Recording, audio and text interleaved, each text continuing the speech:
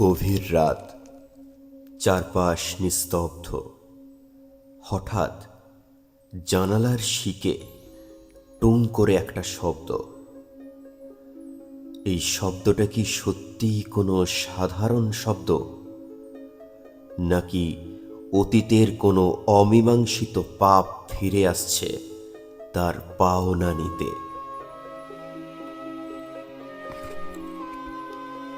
নমস্কার, গল্পমালার আরও একটি নতুন পর্বে আপনাদের সকলকে জানাই স্বাগত।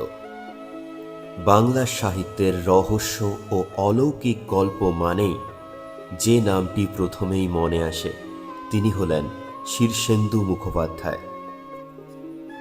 বাস্তব আর অতিপ্রাকৃতের মাঝখানে দাঁড়িয়ে থাকা তার গল্পগুলো কখনো শুধুই ভয়ের, আবার কখনো ভয়ের পাশাপাশি সেগুলো মানুষের লোভ, অপরাধবোধ আর কর্মফলের গল্প। আজকের গল্পটি তেমনই একটি গল্প, যেখানে এটি ভূতের গল্প নাকি মানুষের বিবেকের গল্প তা আপনারাই বিচার করবেন। গল্পমালার আজকের এপিসোডে আপনারা শুনবেন শীর্ষেন্দু মুখোপাধ্যায়ের লেখা নয়ন চাঁদ, একজন ভয়ঙ্কর কৃপণ মানুষের গল্প, যার জীবনে এক রাতে এসে পড়ে একটি রহস্যময় চিঠি। আর সেই চিঠির পর থেকেই শুরু হয় এক অদ্ভুত আতঙ্কের খেলা। তাই হেডফোন লাগিয়ে আলো একটু কমিয়ে মনটা একদম ফ্রেশ রেখে শুনুন আজকের গল্প। তাহলে আর দেরি না করে চলুন ঢুকে পড়ি নয়ন চাঁদের সেই অমাবস্যা রাতের দিকে।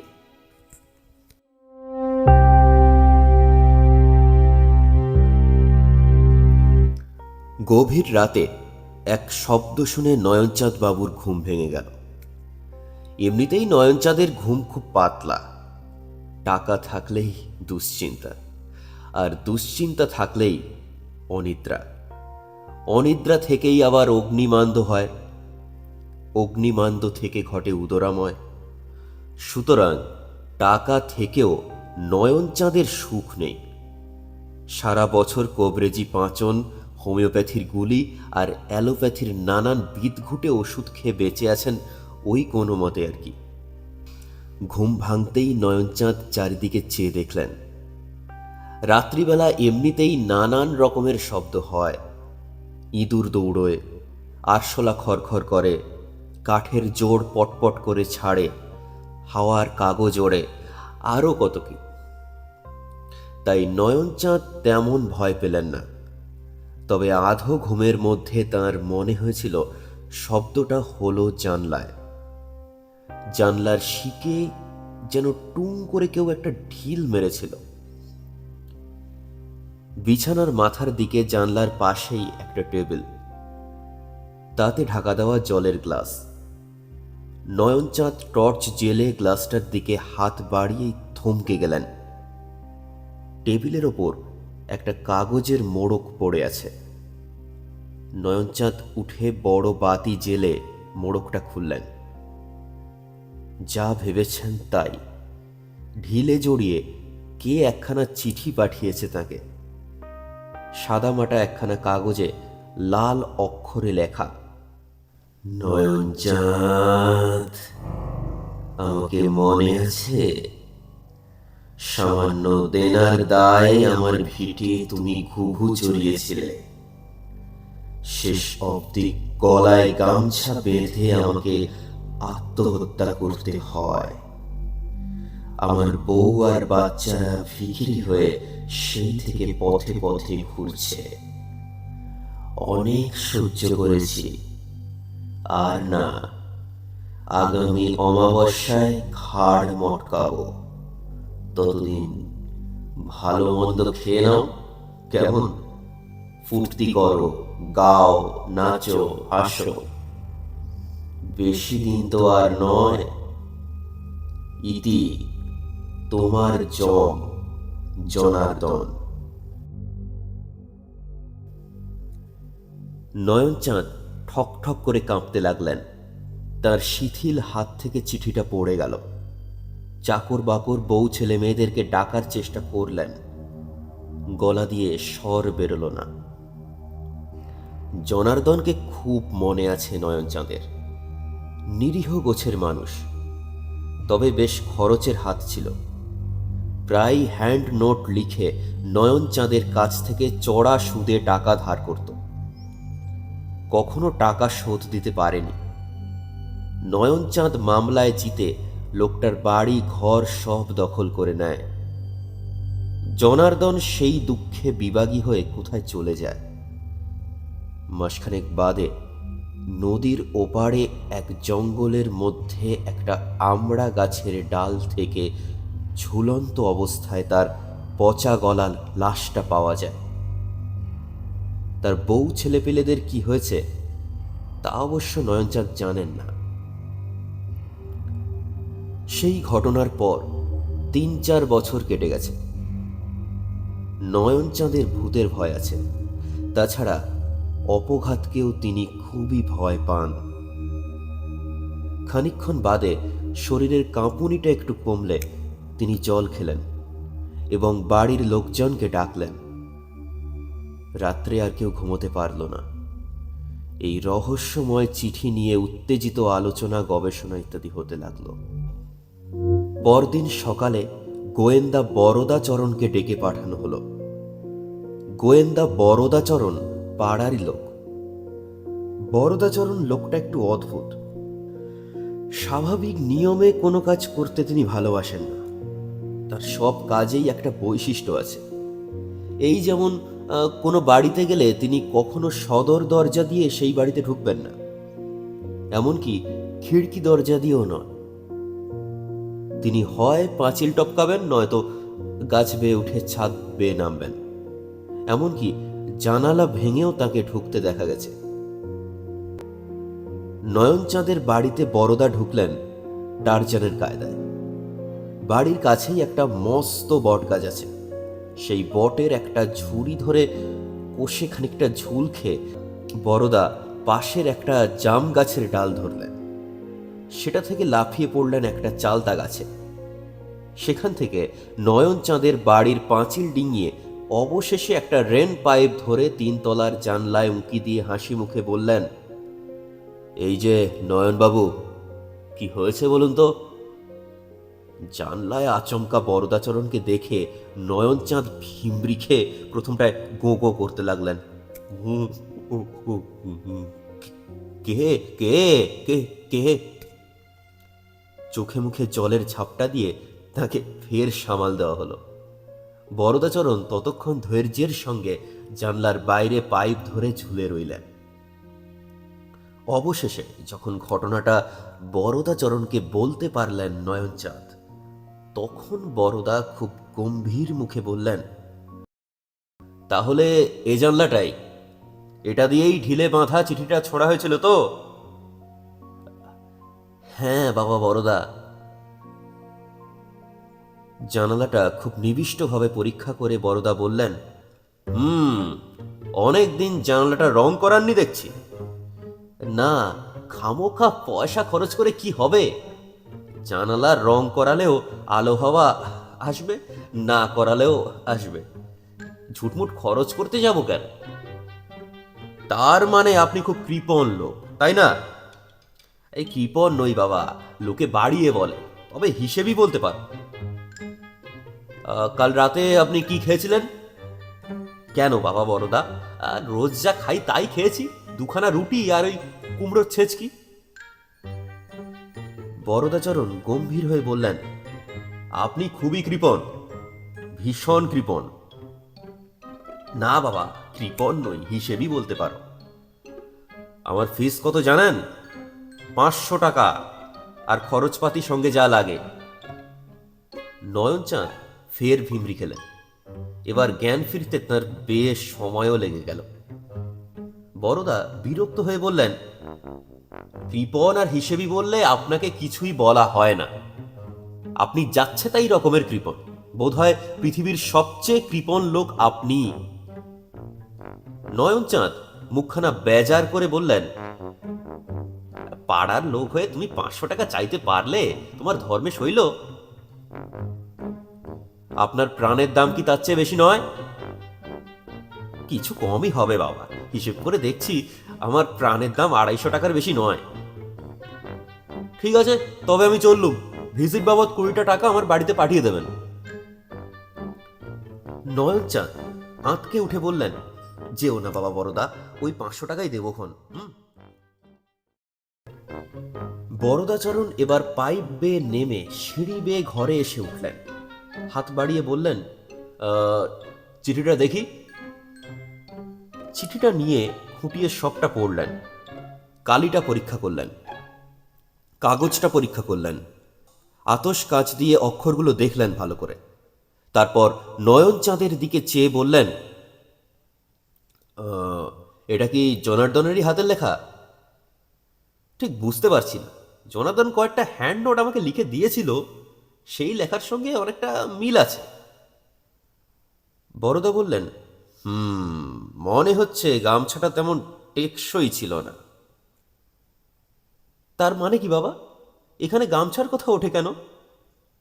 গামছাই আসো। জনার্দন গলায় গামছা বেঁধে ফাঁসে লটকেছিল তো, মনে হচ্ছে গামছা ছিঁড়ে সে পড়ে যায় এবং বেঁচেও যায়। এ চিঠি যদি তারই লেখা হয়ে থাকে তো বিপদের কথা। আপনি বরং কটা দিন একটু ভালো খাওয়া দাওয়া করুন, আমোদ আহ্লাদ করে নিন প্রাণ ভরে। তার অর্থ কি বাবা? কি বলছো সব? আমি জীবনে কখনো ফুর্তি করিনি, তা জানো? হ্যাঁ, জানি বলেই বলছি। টাকার পাহাড়ের ওপর শকুনের মতো বসে থাকা কি ভালো? অমাবস্যার তো আর দেরিও নেই। নয়নচাঁদ বাক্য হারা হয়ে চেয়ে রইলেন। তারপর বললেন, জনার্দন যে মরেছে তার সাক্ষী সাবুদ আছে। লাশটা শনাক্ত করেছিল তার আত্মীয়রাই। তবে তো আরো বিপদের কথা। এ যদি ভূতের চিঠি হয়ে থাকে তবে আমাদের তো কিছুই করার নেই। নয়নচাঁদ এবার ভ্যাক করে কেঁদে উঠে বললেন, প্রাণটা বাঁচাও বাবা বড়দা, যা বলো তাই করছি আমি। বড়দা এবার একটু ভাবলেন, তারপর মাথাটা নেড়ে বললেন, ঠিক আছে, দেখছি। এই বলে বরদাচরণ বেরিয়ে গেলেন। ফিরে এলেন 3 দিন পর। মাথার চুল উস্কো খুস্কো, গায়ে ধুলো, চোখ লাল। বললেন, পেয়েছি। নয়নচাঁদ আশান্বিত হয়ে বললেন, পেরেছো বেটাকে ধরতে? হ্যাঁ, যাক, বাঁচা গেল। বড়দা মাথা নেড়ে বললেন, তাকে ধরা অত সহজ নয়, তবে জনার্দনের বউ ছেলে মেয়ের খোঁজ পেয়েছি। এই শহরের একটা নোংরা বস্তিতে থাকে। ভিক্ষে শিক্ষে করে পরের বাড়িতে ঝিচাকর খেটে ওই কোন রকমে বেঁচে আছে আর কি। ও, কিন্তু সে খবরে আমাদের কাজ কি? বড়দা কটমট করে চেয়ে থেকে বললেন, চিঠিটা যদি ভালো করে পড়ে থাকেন তবে নিশ্চয়ই লক্ষ্য করেছেন ভূতটার কেন আপনার উপর রাগ। তার বউ ছেলে মেয়ের ভিখিরি হয়ে যাওয়াটা সে সহ্য করতে পারছে না। তা বটে, তা বটে। যদি বাঁচতে চান তো আগে তাদের ব্যবস্থা করুন। কি ব্যবস্থা বাবা বড়দা? তাদের বাড়িঘর ফিরিয়ে দিন, আর যা সব ক্রোক করেছিলেন তাও। ওরে বাবা, তার চেয়ে মরাই ভালো। আপনি চ্যাম্পিয়ন। কিসে বাবা বড়দা? কিপটেমিতে। আচ্ছা, আসি। হ্যাঁ, আমার কিছু করার নেই কিন্তু। আরে, দাঁড়াও দাঁড়াও দাঁড়াও, অত চটো কেন? জনার্দনের পরিবারকে সব ফিরিয়ে দিলে কিছু হবে? মনে হয় হবে। তারপর আমি তো আছি। একটা দীর্ঘশ্বাস ছেড়ে নয়নচাঁদ বললেন, তাহলে তাই হবে বাবা।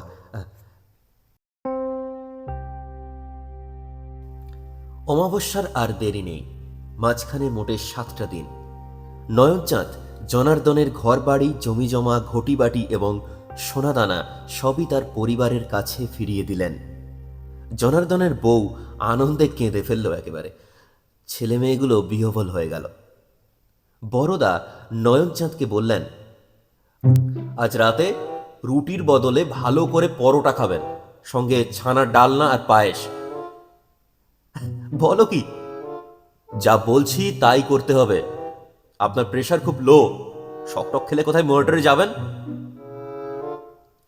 তাই হবে বাবা বড়দা, যা বলবে করব, শুধু প্রাণটা দেখো আমার। নয়ন চাঁদ পরোটা খেয়ে দেখলেন বেশ লাগে, কোনোদিন খাননি আগে। ছানার ডালনা খেয়ে আনন্দে তার চোখে জল এসে গেল, আর পায়েস খেয়ে পূর্বজন্মের কথাই মনে পড়ে গেল তার। না, পৃথিবী জায়গাটা বেশ ভালোই। সকালবেলাতেই বড়দা জানলা দিয়ে উকি মারলেন। এই যে নয়নচাঁদ বাবু, কেমন লাগছে? গায়ে বেশ বল পাচ্ছি বাবা, পেটটাও ফুটফাট করছে না তেমন। আপনার কাছারি ঘরে বসে কাগজপত্র সব দেখলাম, বুঝলেন? আরো 10টা পরিবার আপনার জন্য পথে বসেছে। তাদের সব সম্পত্তি ফিরিয়ে না দিলে কেসটা হাতে রাখতে পারবো না। এই বলো কি বাবা বড়দা, এরপর আমি পথে বসবো? প্রাণটা তো আগে। কি আর করেন, নয়নচাঁদ বাকি 10টা পরিবারের যা কিছু দেনার দায় দখল করেছিলেন তা সবই ফিরিয়ে দিলেন। মনটা একটু দমে গেল বটে, কিন্তু ঘুমটা হলো রাতে। অমাবস্যা এসে পড়ল প্রায়। আজ রাত কাটলেই কাল অমাবস্যা লাগবে। সন্ধেবেলা বড়দা এসে বললেন, কেমন লাগছে নয়নচাঁদ বাবু, ভয় পাচ্ছেন না তো? ভয় শুকিয়ে যাচ্ছি বাবা। আরে ভয় পাবেন না, ভয় পাবেন না। আজ রাতে আরো 2খানা পরোটা বেশি খাবেন। কাল সকালে যত ভিখিরি আসবে কাউকে ফেরাবেন না, মনে থাকবে? নয়নচাঁদ হাঁপ ছাড়া গলায় বললেন, তাই হবে, তাই হবে বাবা, তাই হবে। সব বিলিয়ে দিয়ে লেংটি পরে হিমালয়ে চলে যাব, তাতে তাতে যদি তোমার সাথ মেটে। পরদিন সকালে উঠে নয়নচাঁদের চক্ষু চড়ক গাছ। ভিক্ষে দেওয়া হয় না বলে এ বাড়িতে কখনো ভিখিরি আসেন, কিন্তু সকালে নয়নচাঁদ দেখেন বাড়ির সামনে শয়ে শয়ে ভিখিরি জুটেছে। দেখে নয়নচাঁদ মূর্ছা গেলেন। মূর্ছা ভাঙার পর বেজার মুখে উঠলেন। সিন্দুক খুলে টাকা বের করে চাকরকে দিয়ে ভাঙিয়ে আনালেন। ভিখিরিরা যখন বিদায় নিল তখন নয়নচাঁদের 1000খানেক টাকা খসে গেছে। নয়নচাঁদ মাথায় হাত দিয়ে বসে রইলেন অনেকক্ষণ। 1000 টাকা যে অনেক টাকা। দুপুরে একরকম উপোস করেই কাটালেন নয়নচাঁদ। টাকার শোক তো কম নয়। নিজের ঘরে শুয়ে থেকে একটু তন্দ্রাও এসে গিয়েছিল। যখন তন্দ্রা ভাঙল তখন চারিদিকে অমাবস্যার অন্ধকার, ঘরে কেউ আলোও দিয়ে যায়নি। আতঙ্কে নয়নচাঁদ চেঁচালেন, ওরে ওরে, কে আছিস? আয় তাড়াতাড়ি এখানে। কেউ জবাব দিল না। ঘাড়টা কেমন সুরসুর করছিল নয়নচাঁদের, বুকটা ছমছম। চারদিকে কিসের একটা ষড়যন্ত্র চলছে অদৃশ্যে। ফিসফাস কথাও শুনতে পাচ্ছে।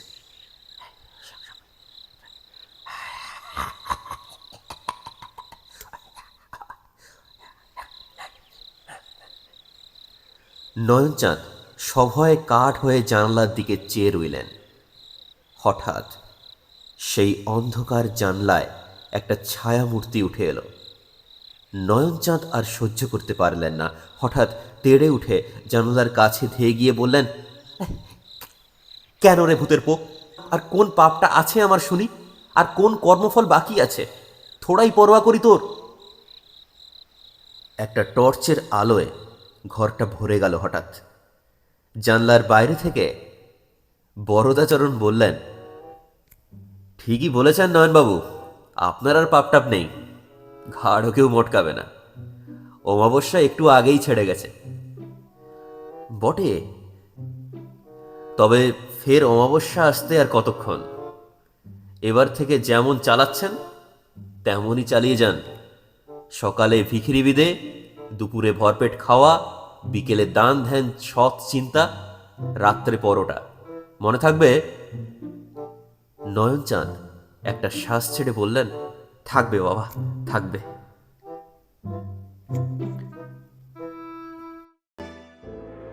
শুনলেন শীর্ষেন্দু মুখোপাধ্যায়ের কাহিনী নয়নচাঁদ।